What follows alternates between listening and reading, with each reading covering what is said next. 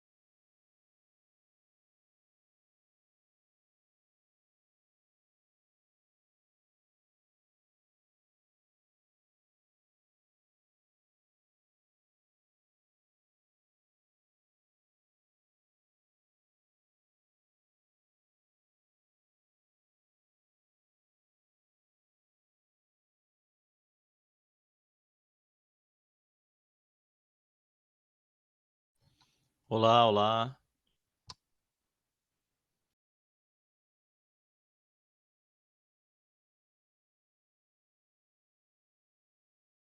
Gente, eu vou deixar a câmera desligada que tá mó calor aqui em São Paulo. Tô suando feito um porco, então,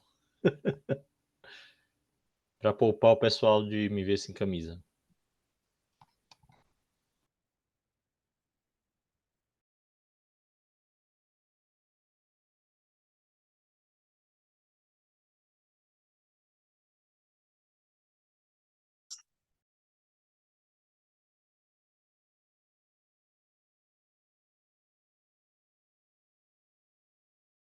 Vou dar aí uns 10 minutinhos até a galera chegar, tá bom?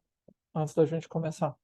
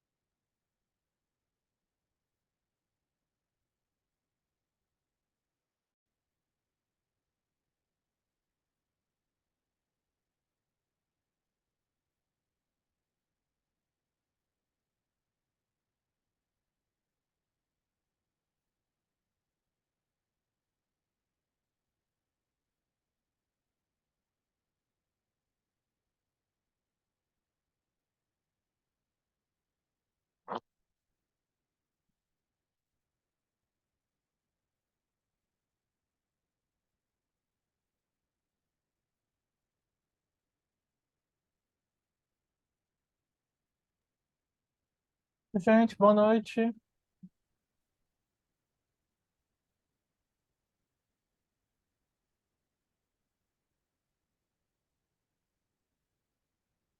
Estava esperando aqui dar mais um tempinho, quem está chegando agora, para a gente começar o encontro de hoje, beleza? Tínhamos falado de esperar até as 7h10, então acho que a gente já pode ir começando. A galera que for chegando aí vai pegando o trem andando.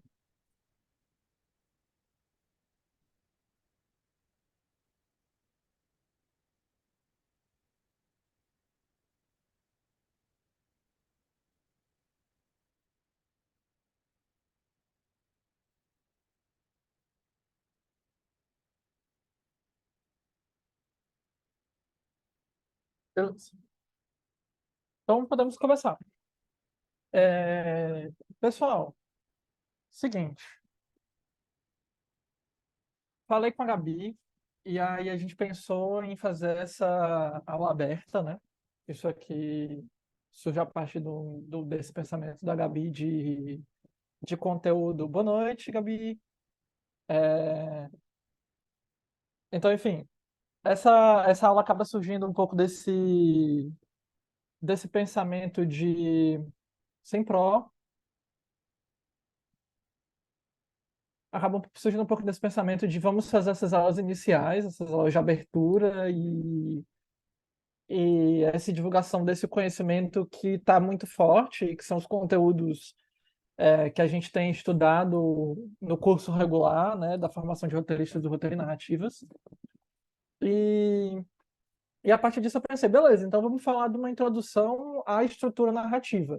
E é nesse pensamento de vamos falar de uma introdução à estrutura narrativa, eu fiquei pensando por um tempo o que é que eu poderia trazer para vocês, o que é que seria mais interessante para a gente pensar um princípio de um desenvolvimento de uma estrutura narrativa, um princípio do entendimento para vocês de um que é uma estrutura narrativa. Então, eu pensei nessa aula ser mais amigável possível, assim, a questão de conceito e questões de como a gente vai abordar e discutir o conteúdo dessa aula, porque, na minha cabeça, o que interessa aqui é, independente do quão iniciado no audiovisual vocês são ou não, independente do quão entendidos nos termos vocês são ou não, todo mundo saia daqui entendendo o básico do que é uma estrutura audiovisual de ficção, certo? Então, é mais ou menos essa a proposta do encontro de hoje, é mais ou menos isso que a gente vai se debruçar hoje. Mas antes de eu abrir o material e a gente começar a aula, eu queria saber como é que é essa divisão aqui dessa turma, essa galera que está reunida aqui. Me interessa saber, assim, quem já trabalha com audiovisual e quem não trabalha ainda e está começando, está aqui porque está considerando trabalhar ou não. Vocês podem levantar a mãozinha quando eu falar? Quem trabalha com. Quem já trabalha com audiovisual neste momento? Pode levantar a mãozinha? Trabalha, já estuda, já. Não é o primeiro curso ou o primeiro conteúdo.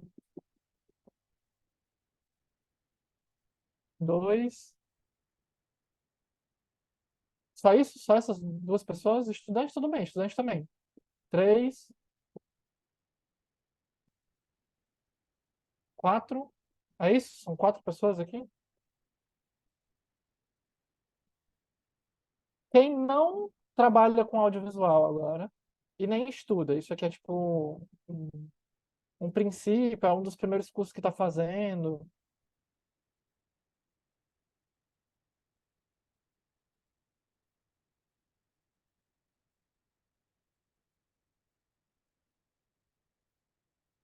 Ninguém?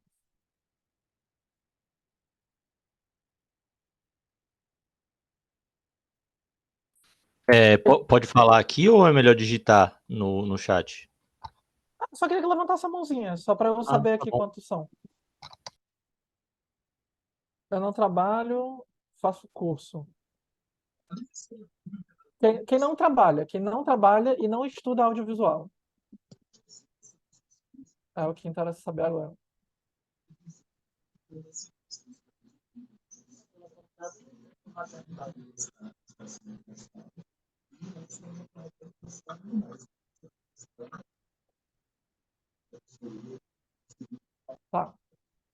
Beleza.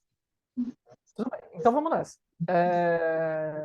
Acho que vai ser, já que a gente tem pessoas de todos os tipos aparentemente aqui, eu acho que é legal que a gente pode partir desse princípio dos conceitos e discutir um pouquinho em cima de cada uma dessas coisas, tá bom?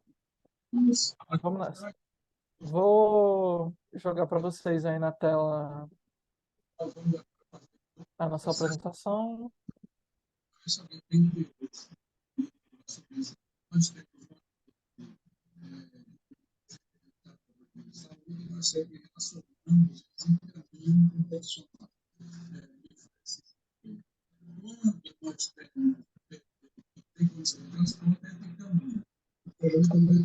Tem alguém que está com o microfone ligado, vazando, por gentileza. Chequem os microfones de vocês.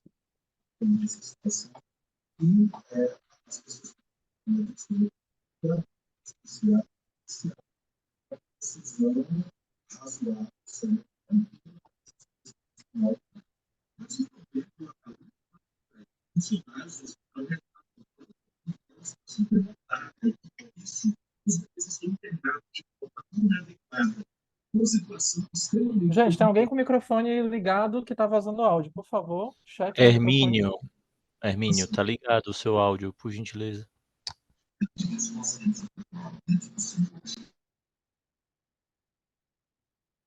Obrigado, gente. Não sei quem foi que falou, mas obrigado. Ok. Então vamos lá. Para começar esse encontro, um princípio dessa questão da estrutura narrativa em 3 atos, né? A estrutura narrativa em 3 atos é a estrutura mais clássica que a gente tem para discutir, para falar no audiovisual. É uma narrativa simples, certo? Ela é a base, a narrativa, a estrutura em 3 atos é a base para outras estruturas narrativas mais complexas, para outros tipos de estrutura narrativa. Então, aqui meio que é o princípio, né? A narrativa em 3 atos é o princípio para que a gente chegue em estruturas mais complexas, em outros tipos de estrutura, em outros tipos de discussão, certo? Quando se fala em uma narrativa em 3 atos, normalmente a gente está falando de uma narrativa audiovisual em 3 atos, tá? A gente está falando aqui de narrativas audiovisuais, tá? Estamos falando aqui de cinema, série, audiosérie, podcast. Essa é a lógica da narrativa em 3 atos, né? Eu até posso dizer que pode ser também de ficção, né? Mas, enfim, a narrativa em 3 atos às vezes também vai para outras lógicas que não é da ficção, mas do documentário. Então, enfim, não se atém só à ficção, mas ao pensamento do audiovisual no geral, né? A narrativa em 3 atos nada mais é do que início, meio e fim, certo? Isso é o conceito da narrativa em 3 atos. Início, meio e fim. Ato 1 é o início, ato 2 é o meio, ato 3 é o fim. Ou a mesma lógica aqui. Apresentação, desenvolvimento e conclusão. Ato 1, apresentação, ato 2, desenvolvimento, ato 3, conclusão. Essa é a lógica da estrutura em 3 atos. É uma lógica simples, é uma lógica concisa, é uma lógica que é a base para a maior parte das narrativas audiovisuais que a gente tem hoje. Beleza? Mas vamos se até a tentar entender cada um desses atos, como cada um desses atos funciona e quais são as particularidades de cada ato. Como é que é esse início, como é que é esse meio, como é que é esse fim. Então vamos nessa. No ato 1, é onde começa a nossa estrutura, certo? O ato 1 ele começa normalmente com uma apresentação de personagem e de status quo. Aí olha só, quando tem o blackzinho, a gente está num conceito, e esses conceitos eu trouxe uma explicaçãozinha breve de cada um deles, como por exemplo aqui nesse status quo. Vejamos, status quo é um ponto de equilíbrio ou estabilidade ou regularidade ao qual o personagem está inserido. Então, aqui o status quo, o que a gente está falando? A gente está falando do mundo comum, a gente está falando da normalidade desse personagem. E aí, normalmente, essa normalidade ela vai se tratar de um equilíbrio. A gente vai falar de uma vida normal, sem grandes problemas, a gente vai falar de estabilidade. Mas nem sempre o status quo é isso. Às vezes o status quo é a regularidade. E a regularidade, às vezes, pode ser caótica, pode ser problemática. Às vezes a gente pode ter um personagem que o status quo dele tá numa situação bem complicada. E o que vai quebrar esse status quo é uma outra coisa. Então, o que é que a gente vai ver aqui, a princípio, é uma apresentação desse personagem e dessa normalidade do personagem. O que é o normal para esse personagem? O que é o dia a dia? O que já é o que ele está se acostumado? O que já é o que ele está acostumado? Por quê? Porque em seguida a gente vai ter a quebra desse ponto de equilíbrio, certo? Então, o status quo é esse ponto de equilíbrio desse personagem e a gente vai ver logo em seguida a quebra desse ponto. Então, o que a gente está falando aqui? A gente está falando aqui de um. A gente está falando aqui, nessa quebra do ponto de equilíbrio, de um momento em que o personagem vai enfrentar uma coisa nova. E essa coisa nova, percebam, aqui no primeiro ato, vai ser um momento, né, essa quebra desse ponto de equilíbrio vai ser um momento que uma coisa que estava fora desse status quo, estava fora dessa rotina, vem e atrapalha essa rotina, tá? E impossibilita de só continuar dentro desse status quo. Seja, aí, novamente, né, esse status quo, um equilíbrio, uma estabilidade ou uma regularidade do que é a vida desse personagem, certo? Então é disso que a gente está falando quando a gente está falando de uma quebra de um ponto de equilíbrio. E com essa quebra de ponto de equilíbrio, obviamente, a gente vai ter uma apresentação de um conflito. Olha só, o blackzinho significa que tem conceito aqui para gente. O que é o conceito do conflito? Aquilo que move, perturba ou seduz o personagem, certo? Aquilo que move, perturba ou seduz o nosso personagem. O conflito está dentro dessa lógica. É aquilo que vai estar ativamente pegando o nosso personagem, fazendo ele se mover, que vai estar pegando o nosso personagem, tirando a paz do nosso personagem, ou que vai estar fazendo com que o nosso personagem almeje aquilo. Então, um conflito numa comédia romântica é os dois personagens ficarem juntos. Bem como um conflito no filme de terror pode ser um monstro, um fantasma, ou qualquer dessas horrorificações que a gente pode ter, que normalmente são metáforas de questões sociais, políticas e etc. Né? Tá muito dentro desse lugar sempre, o horror. Então, enfim, o conflito ele vai sempre jogar dentro dessa lógica de perturbar o nosso personagem protagonista, de querer que o nosso personagem protagonista se mova, ou de atrair o nosso personagem protagonista para aquilo, para aquele desejo daquela pessoa, daquele bem, daquela coisa material, ou daquele título, daquela coisa etérea também. O conflito pode ser almejar uma coisa etérea como a paz, como a sensação de pertencimento, ou se sentir em casa. Isso também pode ser um possível conflito. Mas, enfim, está dentro dessa lógica que é a apresentação do conflito, certo? E aí, depois que a gente apresenta o conflito, o primeiro ato vai normalmente terminar com a inserção desse personagem dentro desse conflito. Então, se aqui no conflito a gente entendeu o que é aquilo que vai mover, perturbar e seduzir nosso personagem, a gente entendeu o que é que será esse conflito, aí a gente insere o personagem dentro do conflito. Agora ele faz parte disso, agora o conflito está com ele, e aí isso joga a gente para o segundo ato. Beleza? Isso seria o que é o nosso primeiro ato, esse é o nosso entendimento geral desse primeiro momento, dessa primeira parte da estrutura. Esse é o nosso início. Lembra lá no nosso bloco aqui? Ó, início, meio e fim. A nossa apresentação, certo? Esse ato 1. Nossa apresentação, o nosso início. Tá bom? Isso faz sentido para vocês, gente? Eu estou me fazendo claro? Faz sim. Beleza. Pois vamos nessa. Porque em seguida a gente vai para o ato 2, né? A gente vai para o nosso desenvolvimento. A gente vai para o nosso meio, certo? O ato 2 vocês percebem, né? Se no ato 1 a gente estava com 4 post-its aqui e 2 conceitos em questões do ato 1, o ato 2 é bem mais completo do que isso. Perceba, a gente tem mais questões aqui para discutir. Porque quando a gente sai do ato 1 e entra no ato 2, a gente está falando de entrar agora no meio da nossa trama, a gente está falando agora de um desenvolvimento desse conflito, do conflito lá, aquele conceito que a gente acabou de ver, que foi apresentado e que o personagem se inseriu. Então, o segundo ato ele vai ser o desenvolvimento desse conflito, beleza? Como é que a gente traduz esse desenvolvimento desse conflito para um bom entendimento ao espectador? Através de uma pergunta dramática. Olha só que conceito interessante. Isso aqui é muito valioso para um pensamento de um filme que vai fazer e vai se relacionar bem com o público dele. A pergunta dramática. Por que conceito é esse da pergunta dramática? Tá em Black tem conceito, né? Vamos lá. A pergunta dramática é uma dúvida, é uma questão ou anseio do público a ser segurado durante toda a trama. Então, já que eu criei um conflito, já que eu tive um personagem que ele estava no status quo, eu derrubei o status quo dele, criei um conflito e inseri meu personagem dentro do conflito, o produto dessas 4 coisas, o produto de inserir uma personagem dentro do conflito vai deixar uma pulga atrás da orelha do meu espectador. Que pulga atrás da orelha é essa? Essa é a pergunta dramática. Certo?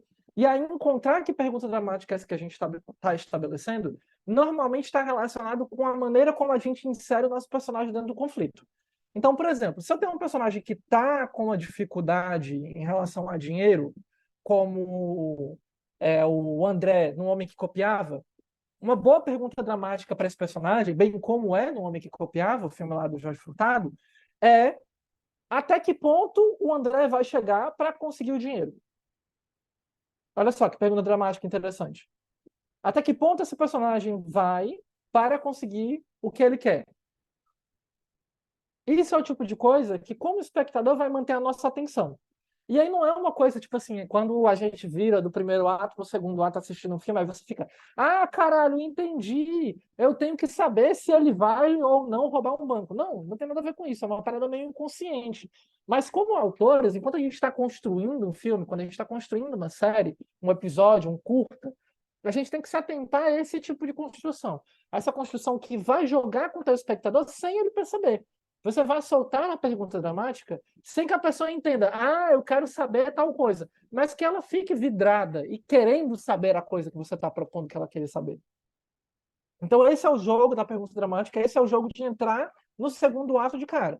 Esse desenvolvimento do conflito, a partir dessa perspectiva de pergunta dramática, joga essa estrutura de 3 atos em um outro lugar. Porque ali, se a gente tinha um início, um meio e um fim, se a gente tinha a apresentação do conflito, o desenvolvimento do conflito e a resolução do conflito, com a pergunta dramática, a gente está estendendo esse desenvolvimento desse conflito.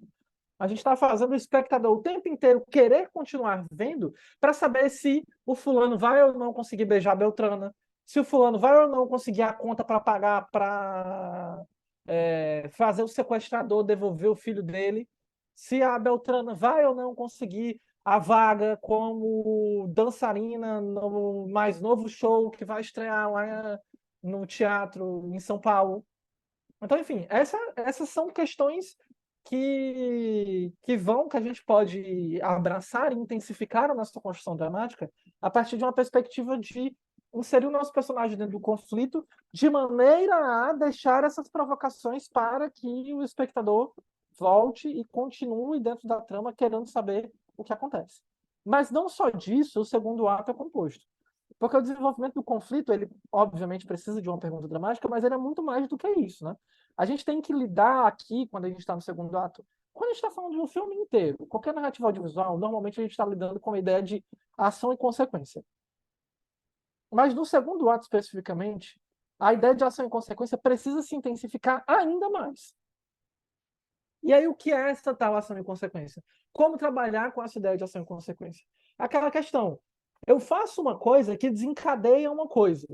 E essa coisa que foi desencadeada vai me fazer fazer outra coisa, que vai desencadear em outra coisa, que vai me fazer fazer outra coisa, que vai desencadear em outra coisa. E assim a gente consegue construir uma cadeia que não é aleatória, que não é deliberada, que não é porque eu, como roteirista, queria que agora um peso de 10, uma bigorna de 10 quilos caísse no pé do meu personagem. Não é isso.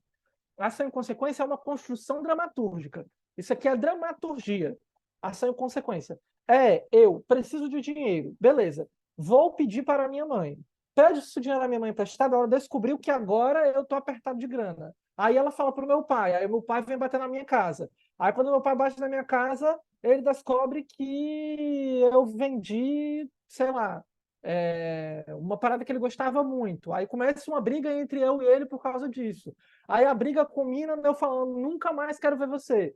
E ele vai embora da minha casa. E o fato de eu não conseguir mais falar com ele agora me deixa impedida, porque eu precisava falar com ele para resolver a questão de um documento que eu precisava aprovar e que tinha que estar a assinatura dele.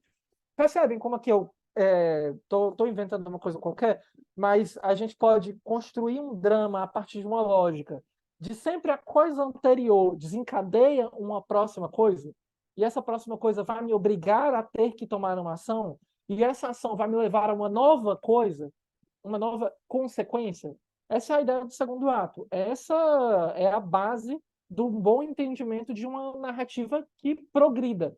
É uma ideia de ação é consequência. Eu faço e eu lido com a consequência do que eu fiz. E aí essa consequência me leva a fazer de novo outra coisa. Então essa é uma lógica de desencadeamento. E eu acho que essa daqui também é uma ferramenta fenomenal para a gente pensar como construir bons segundos atos, bem como a pergunta dramática, né? Eu coloco ela aqui do lado, a ação e consequência, como uma segunda boa ferramenta, né? Para isso. Mas, enfim, não só disso a gente está falando, né? Porque mesmo que eu tenha uma ideia de ação e consequência, se eu não tiver obstáculos, a minha ação e consequência não serve de nada, certo? E o que são esses obstáculos? Ora, são os desafios que o nosso personagem vai ter que passar. Ele não pode simplesmente, se o desafio do meu personagem é conseguir ir lá no templo e roubar a caveira de cristal que está lá dentro do templo, ele não pode simplesmente chegar, entrar, pegar a caveira e voltar, porque aí o filme acaba. Ele tem que ter uma série de obstáculos até chegar na caveira. Ele tem que procurar um mapa, aí tem que ter um cara tentando matar ele, aí tem que ter uma armadilha que ele fica preso e quase arranca o pé dele, mas ele consegue se salvar no último segundo, porque a outra pessoa que ele fez amizade lá atrás aparece e aí dá para ele o óleo que ele passa na armadilha para conseguir tirar o pé. Então, enfim, aqui eu estou falando de Indiana Jones, para quem não percebeu ainda, mas qual a lógica, né? O Indiana Jones é o fenomenal nessa coisa da parada, mas não importa o quão bom ele seja, ele não chega lá e acha a Arca da Aliança, não chega lá e rouba a caveira nos 5 primeiros minutos de filme. Ele tem que passar por uma série de obstáculos. Esses obstáculos é o que faz ficar interessante. É o que faz a gente querer ver mais. É o que faz a gente ficar mais vidrado nessa ideia de ação e consequência. Então, dentro dessa lógica, os obstáculos são de extrema importância. E aqui eu estou dando exemplos óbvios, onde os obstáculos são grandes coisas, como nazistas tentando te matar, ou grandes armadilhas que vão te prender e tentar arrancar teu pé. Mas isso aqui se estende para tudo, gente. Isso aqui é comédia romântica. Na comédia romântica vão ter pequenos obstáculos. A mina não tá solteira e o cara também, e aí eles se beijam e acaba. Tem questões que separam eles dois. Tem questões que vão demorar e que vão se construir. E tem uma coisa que o cara tem, que o outro cara não tem. E aí o fato deles dois não se baterem dentro dessa lógica impede que de cara um se apaixone pelo outro. E aí a gente tem que ver um pouco dessa mudança e como é que é, eles dois se encaixando e se entendendo nesse buraco em que eles não se entendem até que role o primeiro beijo. E aí esse primeiro beijo desencadeia em alguma outra coisa que, sabe? Então, essa coisa do obstáculo é tudo uma questão de dimensão. É tudo uma questão de o quanto a gente entende o que é a nossa trama e como a nossa trama está avançando e o que a gente vai colocar para impedir que essa trama se resolva com facilidade. Tem alguém que quer Quando eu falar? dormir, eu fecho. Eu acho que sim, mãe. Não vai chover hoje, não. Meu amor, eu não Gente, acho que sabia que você tinha feito tem isso alguém com o agora. Pensei até microfone pra ligado. mim também. Gente, não, daqui a pouco eu faço de novo. É que a casa estava arrumadinha, só foi isso. Aí eu achei mais bonitinho. Não foi para ser contra a senhora, não. Nem sabia que foi você que fez. Silvana, seu microfone está ligado.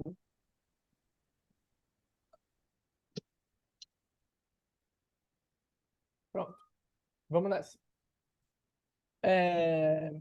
Então, vejamos onde a gente estava. Obstáculos, né? E aí esses obstáculos, eles carregam e levam a gente para tensionamentos, né?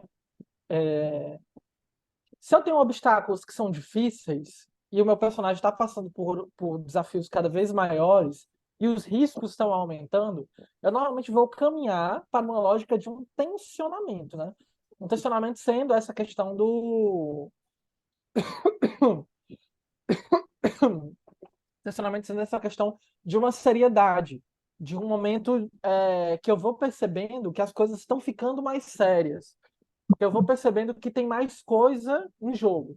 Então, aqui a gente vai estar sempre trabalhando com uma ideia de que, por mais que a gente tenha lá as consequências, os obstáculos, eles precisam ficar cada vez maiores e cada vez mais difíceis. Eles não podem ter uma regularidade. Eu não posso também ter um obstáculo que é muito grande e em seguida um muito fácil. A ideia é que normalmente esses obstáculos comecem muito fáceis e vão ficando mais difíceis, para a gente aí ter uma ideia de progressão. E uma ideia de tensionamento. Está cada vez tudo mais tenso. Está cada vez tudo mais difícil. E aí isso também vai me fazer ficar mais presa, querer ver mais do que vai acontecer. Beleza? E aí, diante desses obstáculos e tensionamentos, obviamente a gente vai ter muitas tentativas de resolução desse conflito, né? Normalmente, a resolução do conflito está distante, mas existem outras hipóteses também, existem filmes que a resolução do conflito está muito próxima, e aí é questão do nosso personagem tentar de diversas maneiras para descobrir qual que é a maneira correta de resolver o conflito dele. Então, filmes infanto-juvenis no geral, filmes infantis vão estar jogando dentro de uma lógica de tentativas de resolução e não de tensionamento. Então, vamos ser uma coisa tipo, vamos tentar por aqui, vamos tentar por aqui, vamos tentar por aqui, até a gente achar que a solução é pan. E aí desenrola, né? Então, aqui tem os obstáculos podem evoluir para tensionamentos ou tentativas de resolução, né? E atravessando tudo isso aqui, a gente vai ter, nessa ideia de ação e consequência desses obstáculos, a gente vai ter vitórias, a gente vai ter derrotas, a gente vai ter transformações desse conflito. O conflito não necessariamente vai, enfim, começar e andar sendo sempre o mesmo, né? Ele começa e aí ele pode, ao longo do desenvolvimento do conflito, ir se transformando, virando outras coisas. Então, no próprio exemplo do homem que copiava, que eu estava falando agora há pouco, o conflito começa com essa ideia de conseguir dinheiro para comprar o Sharp, né, que a menina que ele quer se aproximar vende. E esse conflito vai se transformando à medida que ele descobre que essa menina tem um pai abusador e que ele não quer deixar mais ela perto dele. Então ele vai lá e pede ela em casamento, pede para ela sair de casa e para ela ir ficar com ele. E aí, por causa disso, ele vai precisar de mais dinheiro. E aí, o que é que ele vai ser capaz de fazer para conseguir esse dinheiro? Então, o conflito vai se transformando, a agência do conflito vai se transformando, né? Primeiro é conseguir dinheiro, depois é se aproximar da menina. Depois é tirar a menina de casa. Para conseguir tirar a menina de casa, vai precisar de mais dinheiro. Então, o conflito, de alguma maneira, apesar de ele voltar, às vezes, para o mesmo lugar, ou ele está sempre pairando dentro da mesma lógica, ele pode se transformar, né? E isso também é muito natural do nosso segundo ato, sem contar com essas vitórias e essas derrotas que estão perpétuas dentro dessa lógica dessa construção. Beleza? Então, esse é um pouco o nosso segundo ato dentro dessa construção narrativa, esse é o nosso meio, esse é o nosso desenvolvimento. Isso também se faz claro para vocês? Está fazendo sentido até aqui?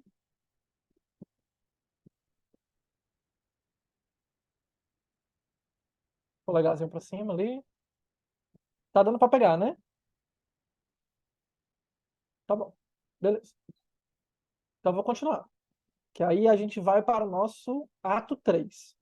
Tá? O que acontece no ato 3? A gente está falando aqui agora, se lá no ato 2 a gente falava da pergunta dramática, da abertura da pergunta dramática, quando a gente entra no ato 3 a gente vai encontrar a resposta da pergunta dramática. Certo? Só que não acaba por aqui. Responder à pergunta dramática não encerra a nossa trama. Porque aí a gente vai ter uma renovação do conflito. É sempre que isso acontece? Não, mas pode acontecer e normalmente acontece. O conflito se renova, ele ganha novos ares, ou ele ganha uma nova proporção. E aí, antes da gente encerrar, antes da gente chegar aqui numa resolução desse conflito, vai acontecer uma coisa que é super interessante, que é uma finese e que está relacionada super com essa construção audiovisual, que é o clímax do personagem. Aí está em negrito, tem conceito, né? Clímax. Movimento de decisão, dilema e ou grande desafio que denota a transformação no nosso personagem. Beleza? Então, olha só. Se o nosso personagem começava de um jeito, lá no nosso ato 1 aqui, ó. O nosso personagem é apresentado e ele tem um status quo, e aí esse status quo se quebra. Aqui, ó, no nosso ato 3, a gente vai ter agora um momento em que a gente vai ver um movimento de decisão, dilema ou grande desafio desse personagem, em que a gente vai ver que ele está diferente. Olha só, aquele personagem que estava lá atrás, que estava lá no status quo dele, no ponto de equilíbrio dele, não é mais a mesma pessoa. Certo? E aí, ele passou por uma transformação. E essa transformação, esse movimento, esse encontro dessa ação, desse dilema, desse grande desafio, desse momento dentro do filme, que denota essa transformação do personagem, a gente chama de clímax do personagem. Esse conceito é fenomenal também, acho maravilhoso. E aí, a partir dessa perspectiva de clímax do personagem, só porque esse personagem se transformou, só porque ele não é mais a mesma pessoa, ele consegue chegar na resolução do conflito. Certo? E aí a resolução do conflito, gente, ela não necessariamente também termina o filme. Ela termina a nossa estrutura dramática. Certo? Só que a estrutura dramática ela não termina no mesmo lugar que o filme acaba.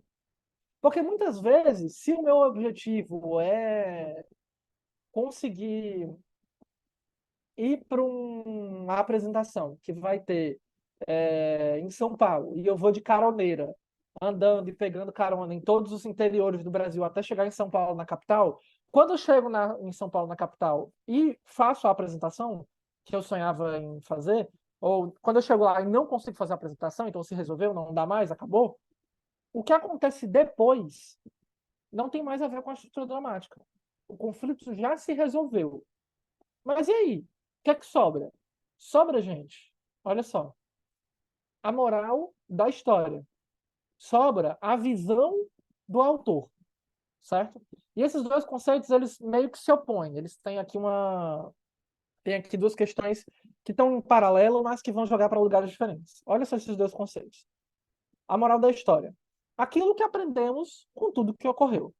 Então, o que é que a gente está falando aqui? A gente normalmente está falando de filmes de narrativas clássicas, a gente está falando aqui de narrativas norte-americanas, normalmente blockbusters, filmes que têm mensagens muito claras, que as pessoas estão se propondo muito obviamente a dizer uma coisa. Então, a moral da história. Isso aqui está muito dentro de um jogo de infantilidade, né? A moral da história é coisa de fábula. E essa é a lógica do cinema blockbuster, né? Então é isso, a gente vê o filme inteiro, o filme acaba e o que acontece depois é basicamente para dizer, olha, você aprenda isso aqui. Ou olha, isso, isso e isso. Ou olha, a gente acha que isso, isso e isso, sabe? Então tá dentro dessa lógica aqui da moral da história, com o que a gente aprende com o que acontece dentro do filme. Mas não se esgota aqui o pós-ato 3, não se esgota aqui o que acontece após a resolução do conflito. Porque também tem uma possibilidade de a gente estar falando de uma visão de autor. A gente tem uma possibilidade de estar falando aqui de uma opinião da pessoa que escreveu, que dirigiu, sobre os fatos que aconteceram. E como ele ou ela enxerga aquilo ou o que acha daquilo. Certo? Então aqui a gente normalmente está falando de narrativas mais modernas, a gente está falando de outros tipos de cinema, a gente está falando de cinema nacional, a gente está falando de cinema europeu, francês. Então, dentro dessa lógica, o cinema de vanguarda também tem muito essa lógica. A visão do autor é uma lógica de um pensamento para além da realização do filme. É um pensamento do que eu tematicamente estou trazendo com o que eu estou construindo. É o pensamento de a mensagem que eu quero levar para quem assiste o filme. Para quando aquela pessoa saia do filme, ela reflita sobre tananã. E aí, por mais que isso não seja, obviamente, parte da estrutura, não faz parte da estrutura de 3 atos, isso faz parte do filme. E aí, inevitavelmente, a gente precisava fazer um momento e parar para falar disso. Tá bom? Isso se faz claro para vocês também? Essa coisa do terceiro ato, pós-terceiro ato. Vamos fazer daqui a Clarice, pouco. tem uma dúvida. Essa coisa da transformação do personagem, ela se aplica sei lá, histórias procedurais, tipo de série, em que aquele personagem é a mesma pessoa em todos os episódios? Ou é É, mais para filme mesmo? não, é mais pro filme, pra série serializada, pro curta. Porque o procedural ele não trabalha com a estrutura de 3 atos. A série procedural ela é uma estrutura de 5 atos, né? Então, enfim. No final, eu quero. Enfim, essa aula aqui é para ser uma aula super concisa, né? Para que a gente possa só trazer conceitos e questões iniciais, mas em seguida a gente vai ter um bom tempo, eu previ uns 40, 50 minutos para a gente poder discutir, falar, tirar dúvidas e falar de outros conceitos ou coisas que vocês queiram discutir também sobre estrutura, beleza? Então daqui a pouco a gente vai fazer um momento mais conversa. Então, enfim, partindo aqui dessa ideia do pós-terceiro ato, a gente se encerra, né, o pensamento completo dessa ideia de estrutura narrativa, de 3 atos, e aí joga a gente aqui para esse pensamento aqui da conclusão, né? Então, enfim, a estrutura de 3 atos, ela é a base, né? Ela é o chão onde a gente consegue construir e olhar para outras estruturas mais complexas. Então, o pensamento estrutural, ele evolui em cima da estrutura de 3 atos. A estrutura de 3 atos é o princípio. A gente está falando aqui de uma estrutura de 3 atos a partir de uma perspectiva é, grande e fazendo um panorama geral em cima de tudo, né? Mas aí vão vir em outras estruturas em cima da estrutura de 3 atos, né? A jornada do herói é uma estrutura de 3 atos, a estrutura do Don Herman lá, o Star Circle é uma estrutura de 3 atos, o Sequence Approach é uma estrutura de 3 atos, Save the Cat é uma estrutura de 3 atos. Então, todos esses nomes que eu estou falando aqui são de outros modelos estruturais mais complexos, mas que eles surgem, que eles têm como base a estrutura de 3 atos. Então, a gente está falando aqui da parte geral, a gente está falando aqui da mãe das estruturas. O que vem antes e o que sustenta os pilares, né, de sustentação do que são todos os pensamentos estruturais posteriores. Beleza? E aí, eu aproveito para fazer um momento para a gente falar sobre como os 3 atos estão em todos os lugares. Então, assim, a gente pensa, o pensamento ocidental por si só, ele é um pensamento em 3 atos. É a maneira natural da gente se comunicar. Até a fofoca, gente, é em 3 atos. Porque quando eu vou contar uma fofoca, eu falo assim, mulher, tu sabe a fulana, a apresentação de personagem. Que fulana? Aquela lá que namora com aquele alto. Ah, sei. Situamos o status quo, né? Namoro. Aí eu continuo a fofoca. Mulher, tu não acredita. Ele estava traindo ela. Conflito. Quebramos o status quo. Temos conflito agora. Já estamos no segundo ato, hein? Que ela já está inserida dentro do conflito agora. Ela está sendo traída. Aí eu continuo. E mulher, tu acredita que ela pegou ele e a amante na cama dela, na casa dela, e eles nem moravam junto. Olha só, tô evoluindo o conflito aqui, ó. Ação e consequência. Não morava junto, mas ele traiu a menina na cama dela. Olha aí, o que a gente está falando aqui do segundo ato, o andamento. Aí, a gente vai para o terceiro ato, né? Que é, a gente está caminhando para a conclusão da fofoca, né? Aí, enfim, essa fofoca pode terminar de N maneira, né? Mas aí a mina briga com o cara, expulsa ele de casa, resolução, né? O conflito pode se transformar, ela pode descobrir que a amante, na verdade, é a melhor amiga dela, e aí, enfim. Mas a maneira de contar é muito natural, né?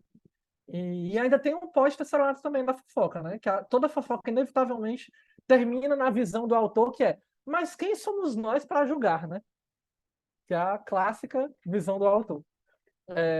Então é isso, tipo, a narrativa de 3 atos, ela é muito natural, ela está dentro da nossa maneira de se comunicar. Então, é por isso que ela é a base para esse pensamento inteiro, e é por isso que é tão importante entender o que é a narrativa de 3 atos, não só para a construção narrativa, mas para qualquer desenvolvimento audiovisual que a gente possa fazer em cima disso. Beleza? Isso aqui conclui a nossa. Olha só, a turma está bem mais lotada. Tipo, um pouquinho menos de gente quando a gente começou. Isso aqui conclui mais ou menos o que é que eu tinha proposto para a gente discutir hoje. E aí deixo aberto para vocês, o que é que a gente pode conversar, o que é que vocês querem tirar de dúvida. Se eu não me fiz claro em algum momento, alguma coisa não ficou clara o suficiente para vocês, a gente pode voltar lá no slide e falar de novo. Sintam-se à vontade agora para a gente conversar.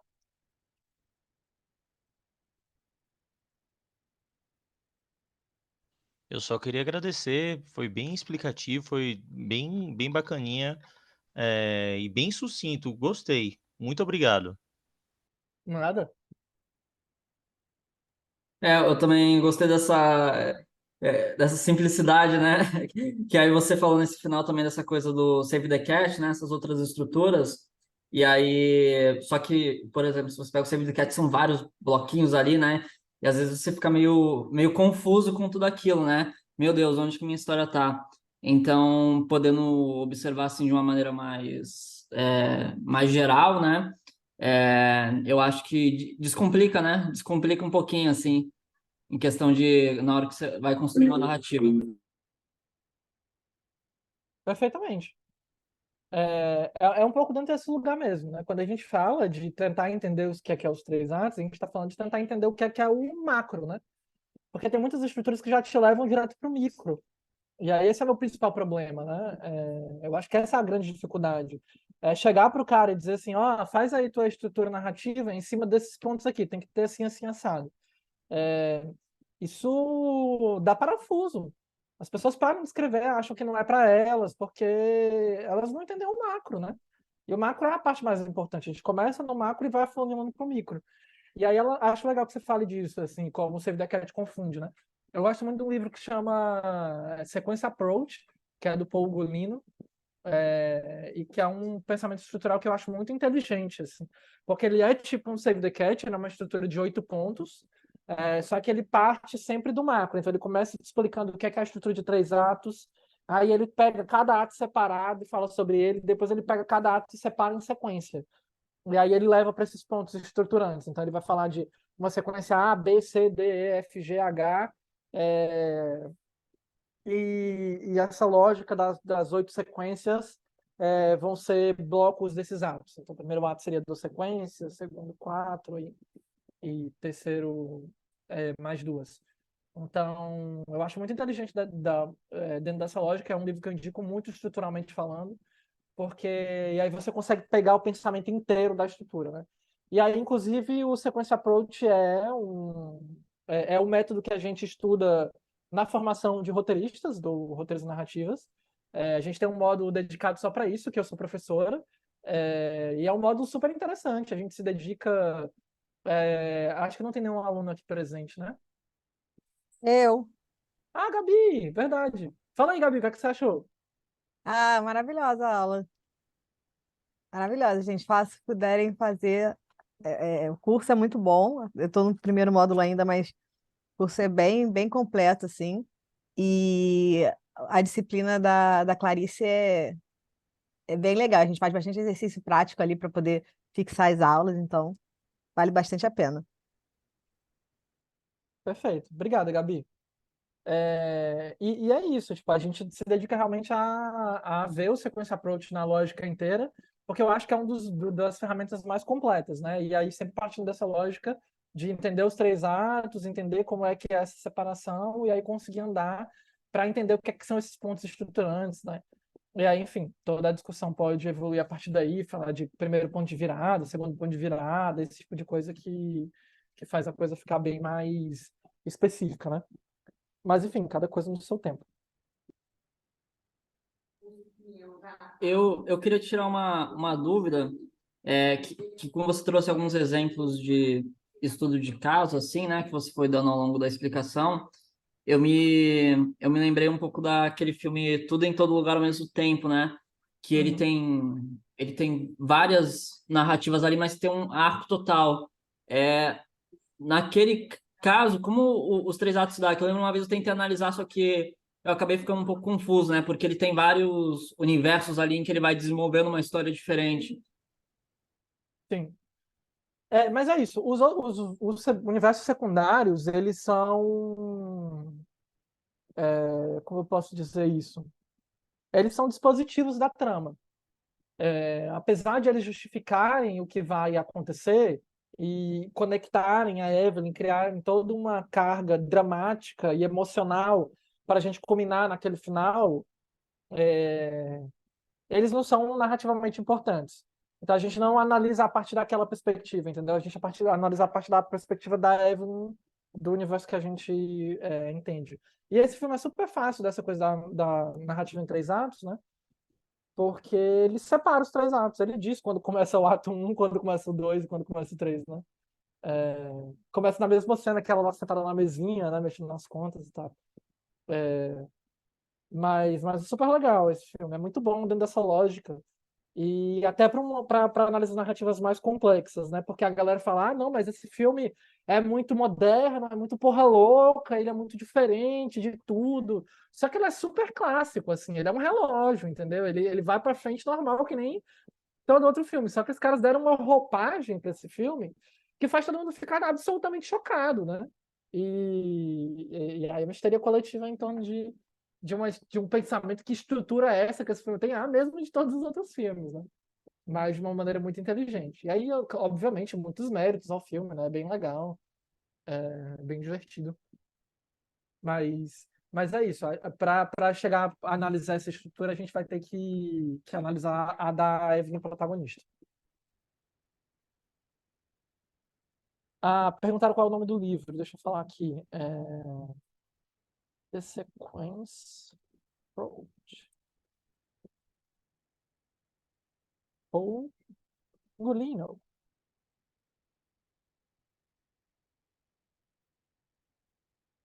O que vale mais na hora de escrever, a estrutura de atos ou o instinto e estilo de se contar a história do roteirista?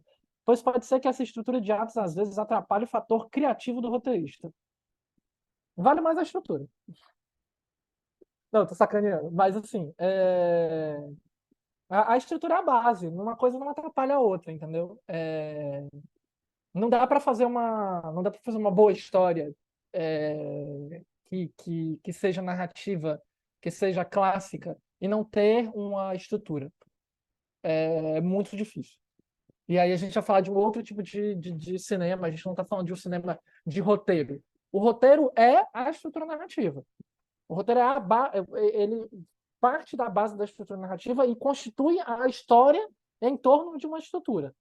Então, assim, o instinto e o estilo de contar. E um instinto é uma coisa, né? O estilo é outra. Temos que separar essas duas coisas. O instinto de contar a história, ele é uma coisa, né? E a estrutura, ela também não é. Bom, ela não é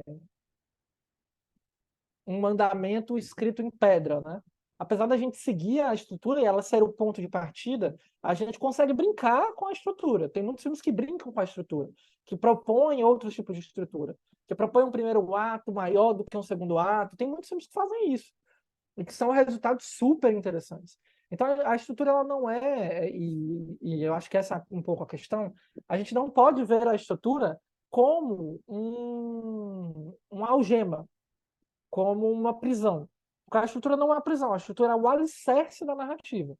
A gente está construindo o que é lá aquela parte de baixo da casa, a gente está criando o alicerce ali daquele ambiente, para depois a gente construir a casa em cima.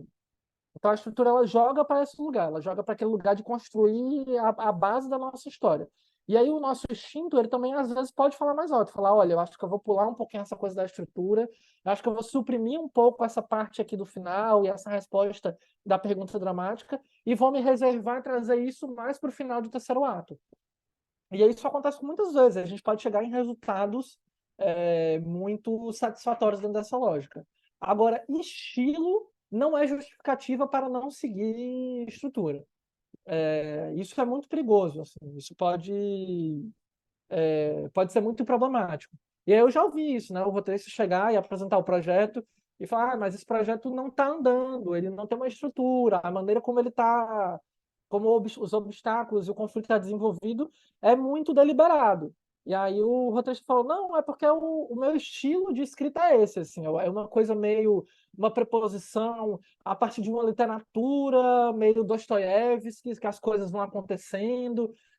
Tá, cara, beleza, mas você não é o Dostoiévski, você é o Zezinho 13 do interior do Ceará, tipo,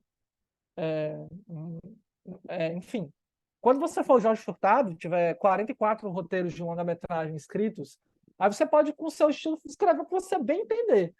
Agora, enquanto você não chegar lá, o estilo não é justificativa para fugir da estrutura. A estrutura é a base. E aí o nosso instinto pode guiar a gente para fugir da base, para moldar a base, para tentar entender o que é que a gente pode trabalhar com essa base. Mas o estilo não. Isso faz sentido, Eric?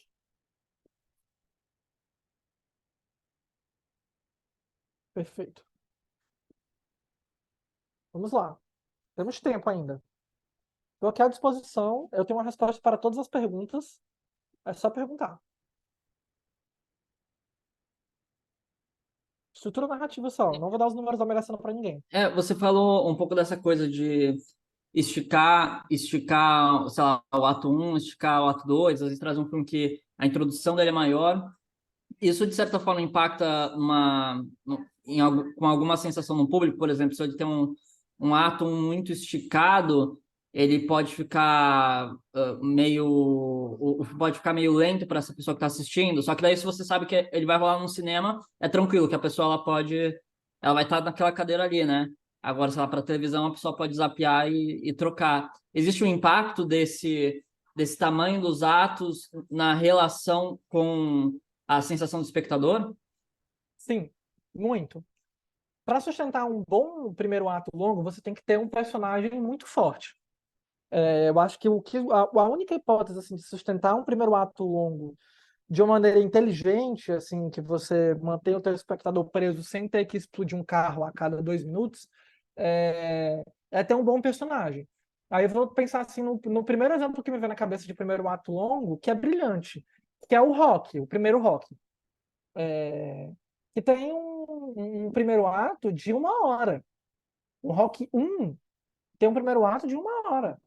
Só que o personagem é muito foda, é muito cativante.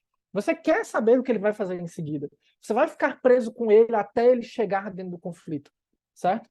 Então, assim, um bom personagem, ele normalmente guia um bom primeiro ato por um bom tempo, assim. Mas como isso soa para o espectador? Normalmente como um filme lento. O primeiro ato longo normalmente soa como um filme lento.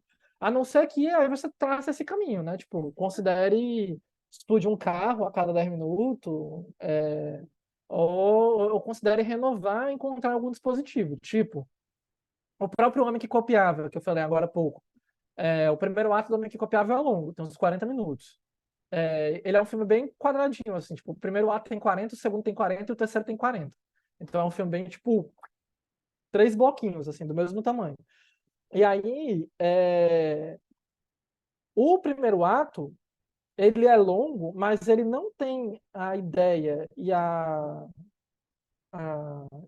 impressão de um filme lento, porque o filme inteiro tem o voice-off do protagonista falando tudo que ele está pensando e explicando toda a, a lógica dele de ação.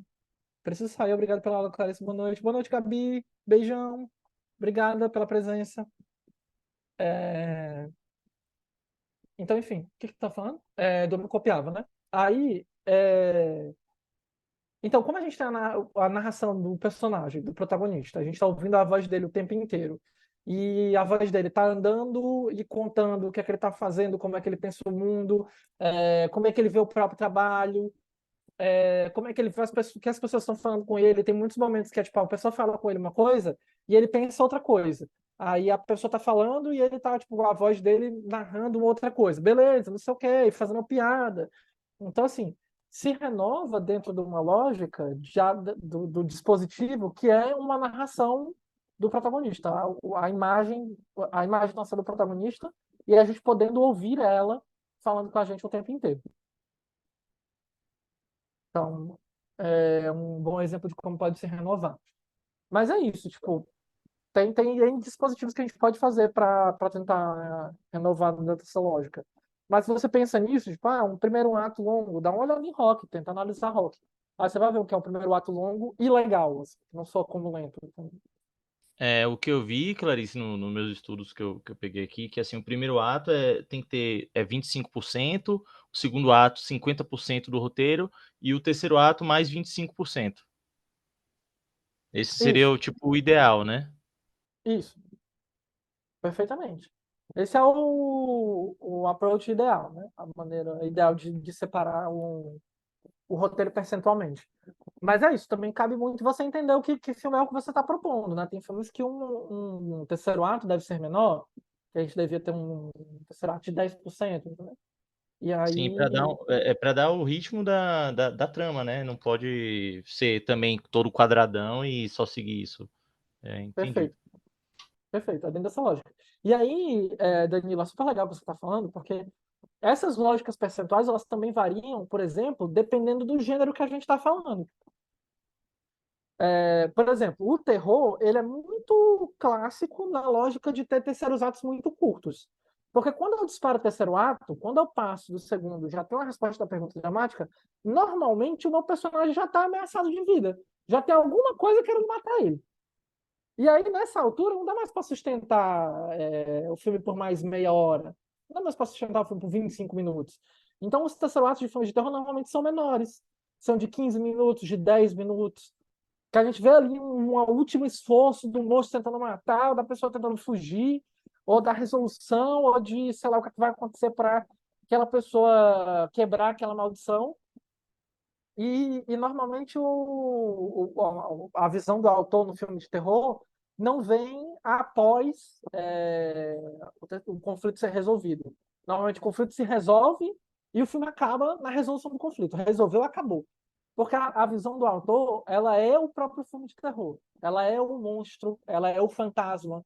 Porque o fantasma e o monstro no filme de terror normalmente são metáforas dessas questões que estão em torno da sociedade, da política, questões que estão para além do geral. E aí, enfim, eu sou muito fã de terror, você já deve ter percebido pela maneira como eu falo, né? E parte dos meus trabalhos. Eu nem me apresentei, né, para vocês, muito burra, desculpa, gente. Mas, enfim, eu sou roteirista profissional, né? Tô atuando no mercado há cerca de 5 anos. É, e sou formado em cinema pela Universidade de Fortaleza. Durante meu percurso formativo, eu ingressei em laboratórios e comecei a realizar trabalhos escrevendo longa-metragem e série de ficção.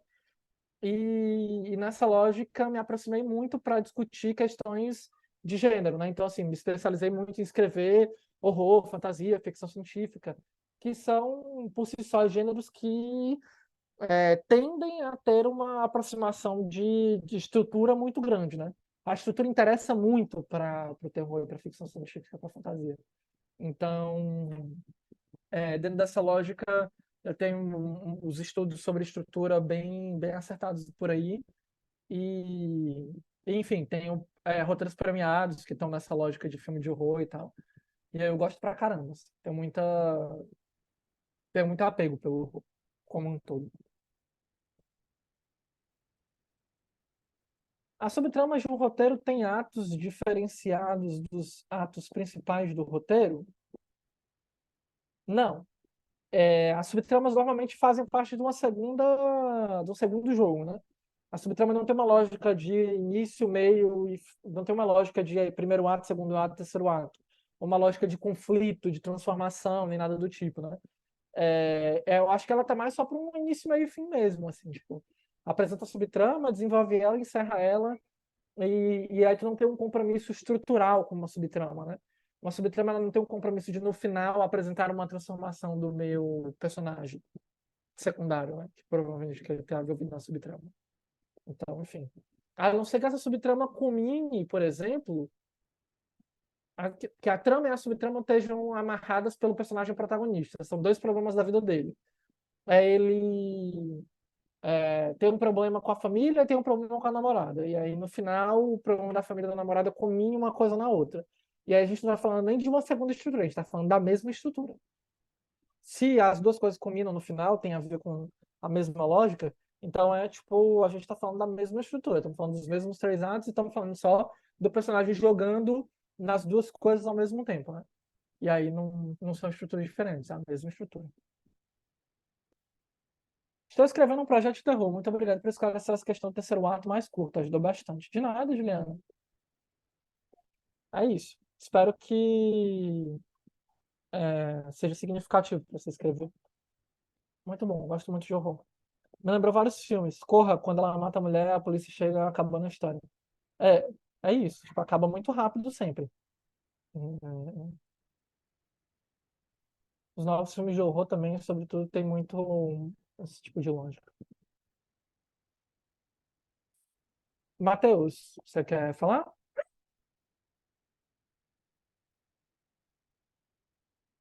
Alô, você consegue me ouvir? Consigo Alô, sim. Clarice? Ah, bom. Estou testando o microfone, vou abrir a câmera aqui.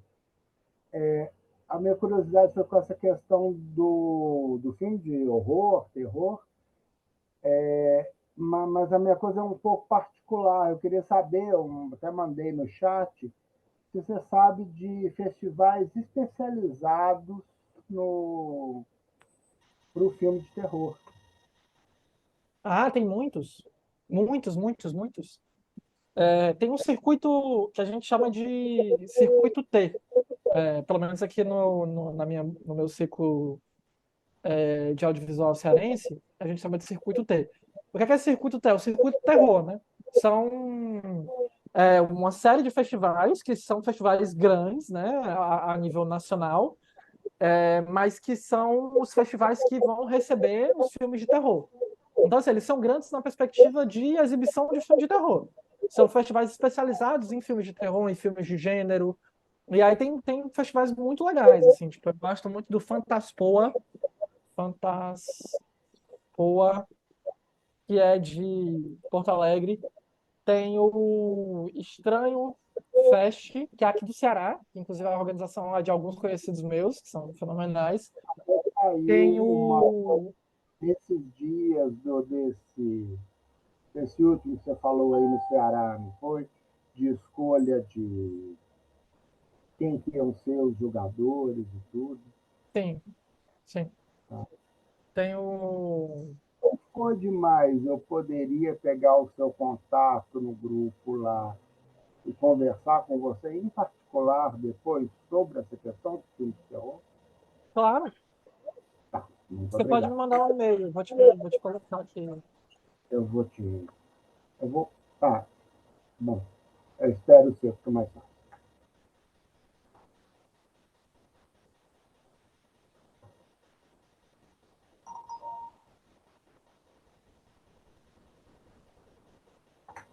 Ó, te mandei aí no teu privado, no chat, meu e-mail.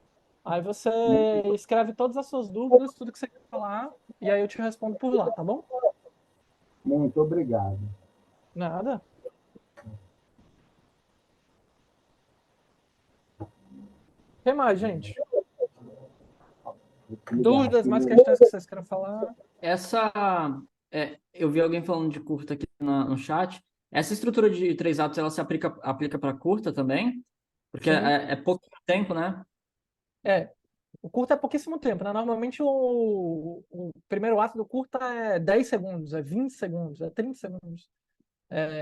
Eu gosto, os meus curtas particularmente, também trabalhei com curta na universidade, né? E um pouquinho quando eu estava saindo. Os meus curtas particularmente, eu gosto, mas aí tem a ver comigo, eu gosto de já começar no segundo ato. E aí eu trabalho só com, já dentro do conflito, né? Tipo, já começa o curta no conflito.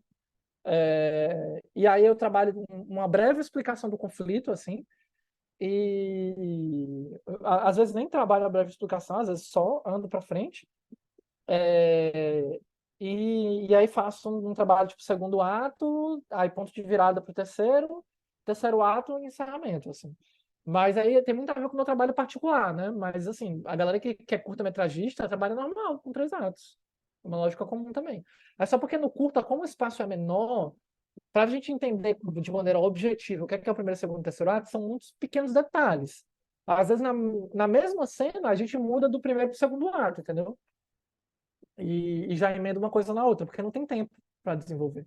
Então, é um trabalho um pouquinho mais singelo, é uma coisinha mais assim de pensar o que é gramaticamente cada coisa.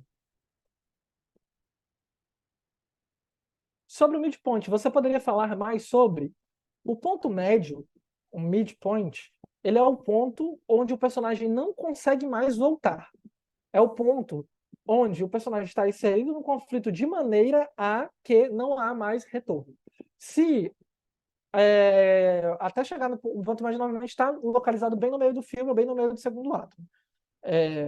Se todos os conflitos e todos os obstáculos que o meu personagem enfrentou até chegar no midpoint, ele ainda tinha como, naquele momento, voltar atrás e voltar lá para o status quo dele e tentar ficar naquele conflito ali e viver aquele conflito de uma maneira a fugir dele, ainda era possível. A partir do midpoint, não é mais possível. O nosso personagem agora está muito, muito, muito dentro. É o ponto de não retorno. É um ponto onde o bagulho ficou sério. E normalmente também o midpoint é o ponto onde quando a gente está falando de terror, de drama, é o ponto, a ação, sobretudo, a aventura. Normalmente, a partir do midpoint, os obstáculos ficam mais difíceis. A partir do midpoint, a partir desse ponto que não dá mais para retornar, as apostas estão ficando maiores. Tudo está ficando mais mortal, tudo está ficando mais perigoso para o nosso protagonista. E cada novo obstáculo periga que ele não consiga derrotar. E normalmente o próprio midpoint é um grande obstáculo. Normalmente é uma grande questão que o meu personagem vai passar, uma grande decisão que ele vai ter que tomar, e vai inserir ele nesse momento de não dar mais para voltar atrás. Beleza? Isso é um ponto médio. Faz sentido? Ok. O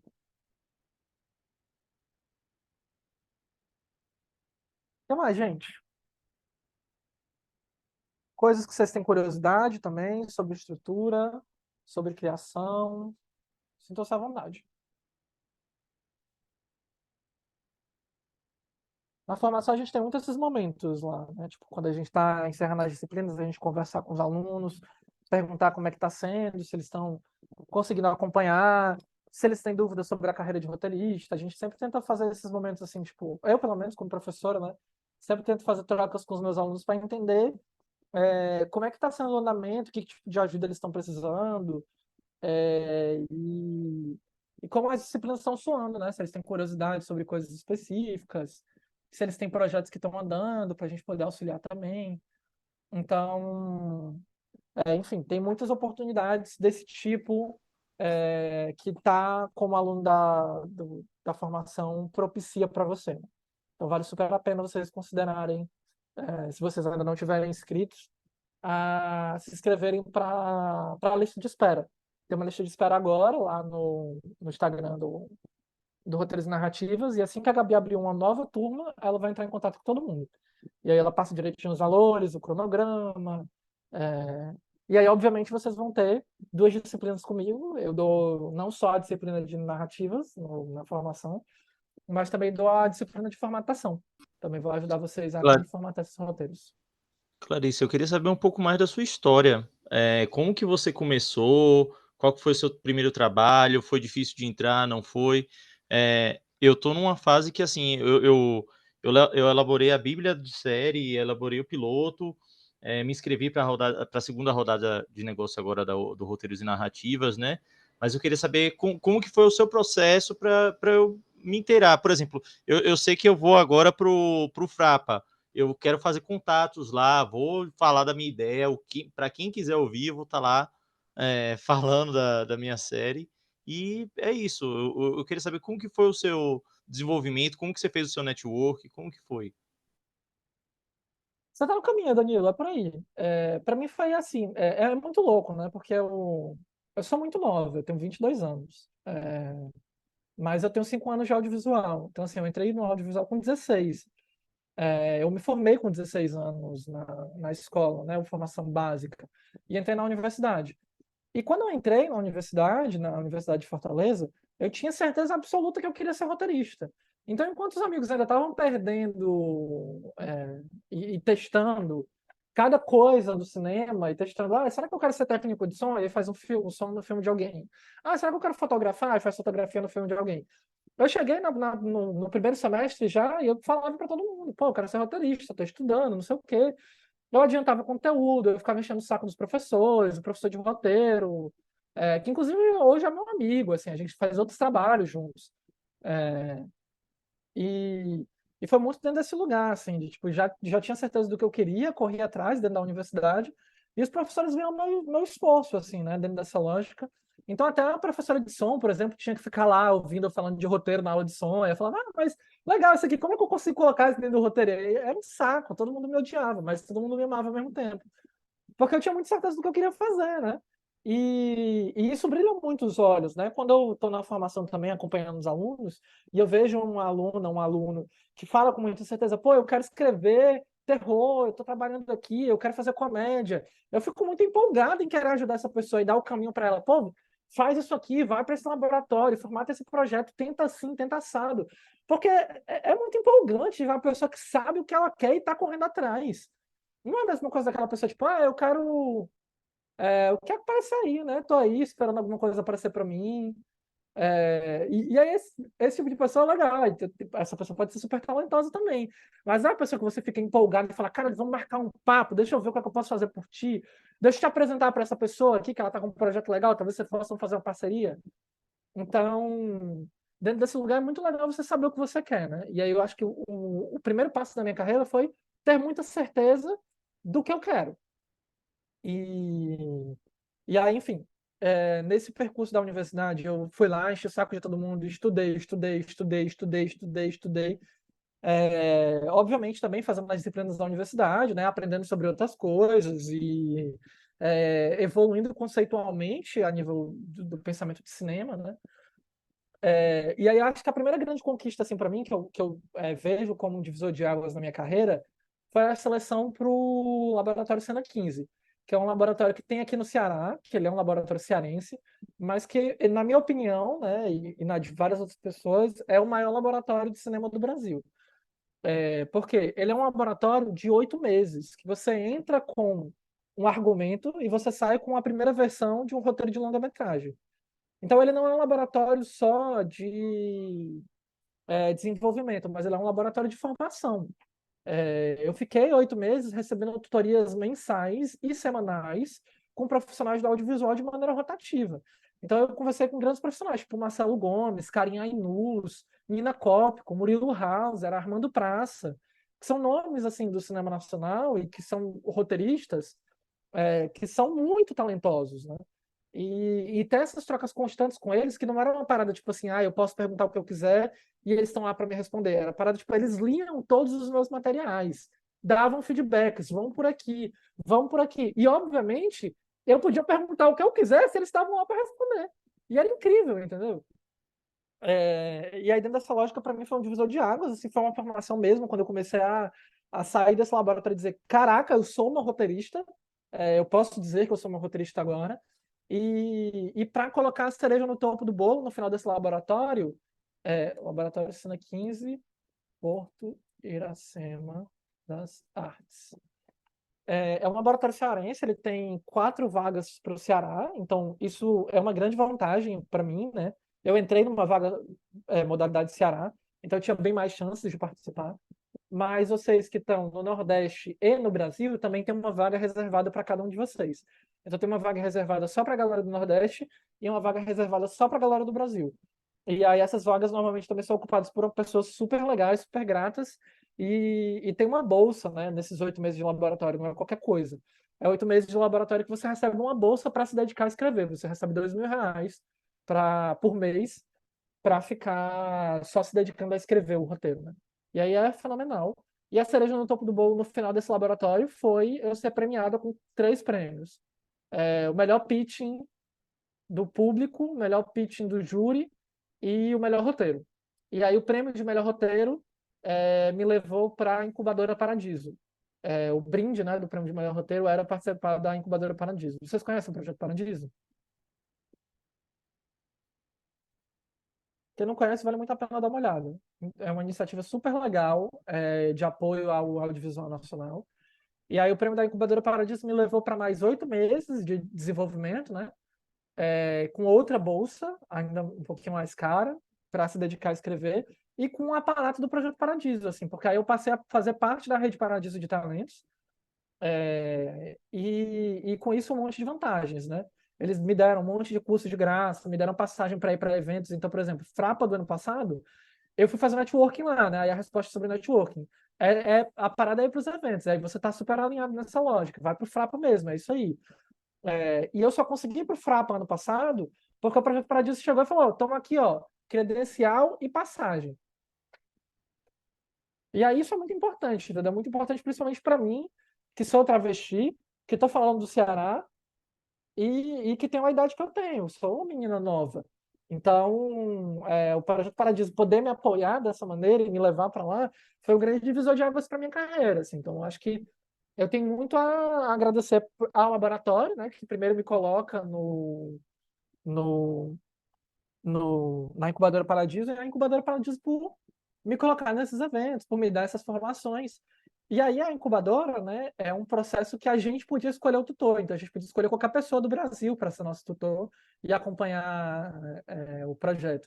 E aí foi bem legal, eu escolhi o Marco Dutra, que foi super grato, que também virou um parceiro, assim, e ele acompanhou todo o desenvolvimento do roteiro, com várias trocas, aí, enfim, é um diretor e roteirista muito conceituado nessa lógica do horror, né? O projeto que eu fiz, eu não falei isso, né? O projeto que eu fiz, que ganhou esses prêmios todos e que entrou na incubadora, é um projeto de horror. E aí, dentro dessa lógica, a gente foi bem longe. Então é isso, tipo, contei minha carreira e mais ou menos um pouco da trajetória por completo, já que você estava interessado, Danilo. Acho que é legal para vocês também saberem um pouco que caminho eu tomei. Mas aí, enfim, tem várias coisas na paralela, né? Tipo, enquanto eu estou no laboratório, como eu começo a escrever bem lá, eu recebo um convite. Aí no convite que eu recebo para ir participar de uma sala de roteiro. Aí eu começo a escrever uma série, e aí desse convite para participar dessa sala, eu sou chamada para uma outra. Então, meio que a gente vai conhecendo a galera, vai começando a conversar, aí vai pro Frapa, aí faz networking, aí depois fui pro Série Lab, aí fiz mais networking lá em São Paulo. Esse ano vou pro Frapa de novo. Aí tive agora na curadoria do Frapa também, do concurso de roteiro de longa-metragem. E aí, enfim, a gente vai fazendo as paradas, participando dos laboratórios, conversando com a galera. É um pouco esse é o corre do audiovisual, principalmente do roteirista, né? O corre do roteirista é ir para o laboratório, é ir para rodada de negócio, conhecer os players e conhecer as pessoas, assim, trocar figurinha, fazer projeto, escrever e estudar acima de tudo, gente. Eu nunca parei de estudar. Eu sou professora, eu dou aula hoje e eu estou estudando o tempo inteiro. Isso aqui tudo é livro, ó. Livro de estudo, de roteiro, isso aqui é tudo livro de estudo. Não, esse não, mas esse sim. Aqui é de ficção. Só livro de horror, essa parte aqui. Edgar Allan Poe, Franz Kafka, só os meninos bons aqui. Aqui também livro de horror, aqui livro de horror, né? Aqui também livro de estudo. Então eu estou estudando o tempo inteiro, sabe? Essa é a parada. Aqui, ó, na minha esquerda também, mais uma pilha de livros que eu estou lendo agora. Então a parada é estudar sempre, assim. A gente não para de estudar nunca. Porque é sempre isso, é sempre se atualizando, é sempre lendo novos livros, lendo novas estruturas, vendo teoria de personagem, vendo desenvolvimento. E quanto mais a gente estuda, melhor a gente fica, né? Então é isso, sempre um corre eterno de continuar estudando, tá bom? E aí, enfim, eu acho que isso é o mais valioso. Fiz bastante contato lá no Frapa. Passe-nos os links para assistir suas obras. Infelizmente, eu não tenho. É muito louco isso, né? Tipo, você está com 5 anos de carreira, já escreveu 2 longas, já trabalhou em 3 séries, e aí, infelizmente, eu não tenho nada filmado que dê para assistir agora. Porque tá tudo lá com streaming, com produtora, finalizando. Mas, eventualmente, alguma coisa sai. Eu tenho certeza que alguma coisa vai sair. E aí, quando essa coisa sair, vocês podem me acompanhar pelo meu Instagram. Claro. Feira com 2 As. Que eu tenho certeza que eu vou fazer um post lá bem grande, assim. Finalmente saiu a minha primeira obra filmada depois de tanto tempo de trabalho. Mas é isso é uma coisa que tá perto, tá perto. Tenho certeza que tá perto. Tem uma que tá fazendo correção de cor agora. Não vai demorar tanto tempo. Vamos chegar lá. Então, enfim. É mais ou menos isso, gente. Alguém tem mais alguma dúvida, mais alguma questão que vocês queiram falar? sintam-se à vontade.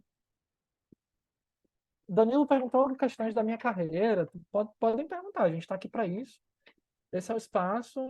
Espero que vocês se sintam confortáveis para perguntar o que vocês quiserem. Clarissa, eu queria agradecer muito a aula e a presteza né, de ajudar e tudo. Eu comecei a te seguir no Facebook, no Instagram. O nome meu lá é Teteu Rodo Real. Eu sou professor em escola, então não põe meu nome de verdade para aluno não ficar vigiando demais minha vida. Ainda mais que eu dou aula no ensino médio. Eu me disponho, como professor de português, de literatura, principalmente, trocar dicas sobre história, narrativa, principalmente as coisas de terror. Eu vi que você falou do nosso querido Poe, do nosso querido Kafka, que o cara gosta das mesmas coisas que eu. Né? Depois estou fazendo e-mail para te mandar sobre o filme, sobre o curso lá. E se eu puder também ajudar a participar, estamos aí. Muito, muito obrigado. Então, como você vê, tem um pouquinho de livro no fundo. É bem pouquinho, né? Bem pouquinho. Pouquinho. É um problema difícil. Tanto eu quanto minha esposa somos professores de literatura e eu sou acumulador de livros. Meu filho brinca que eu estou acumulando todo o conhecimento da Terra para quando houver apocalipse zumbi, alguém ter salvo. Brincadeiras à parte. Mas muitíssimo obrigado pela aula, foi muito, muito esclarecedor. Eu que agradeço, gente. Eu que agradeço demais. E é isso. Sigam o Roteiros Narrativas, fiquem de olho por lá. Se você tiver um interesse na formação, eu super indico. Bom, a Gabi falou muito melhor do que eu, né? Uma aluna da formação que está agora lá, e que está curtindo muito. E é isso. Se você tiver interesse, a lista de espera está lá. Se inscrevam também. Assim que puder, a Gabi vai entrar em contato com todo mundo. E é isso. Vale muito a pena. E espero encontrar vocês mais, né? Um beijão. Obrigado pela participação de todo mundo. Se alguém mais tiver mais alguma dúvida, também sinta-se à vontade. Estou aqui no clima de fim de festa, mas ainda podemos falar. Ainda temos mais um tempinho. Não? Beleza. Pois é isso, gente. Beijão. Também sigam Roteiros Narrativos lá no Instagram, né? Que sempre tá pintando coisa legal. Rodada de negócio, concurso, chamadas públicas, vagas. É tudo junto e misturado lá. É tudo que um roteirista precisa.